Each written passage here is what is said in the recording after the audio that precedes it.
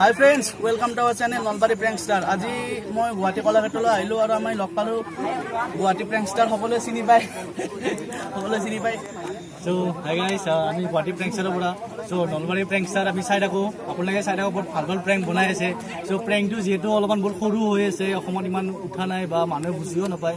বহুতখিনি মানুহ আমাৰ চামৰ যিকেইটা ল'ৰা আছে সিহঁতে যে অলপমান বুজি পায়। চ' সেইটো কাৰণে ছাপৰ্ট কৰিব। প্ৰেংক কৰিব গ'লে যাতে কাৰো কোনো কাজিয়া নালাগে তাতে গালি এণ্টাৰটেইনৰ কাৰণে। চ' প্ৰেংকটো বুজি পোৱা নাই এতিয়ালৈকে।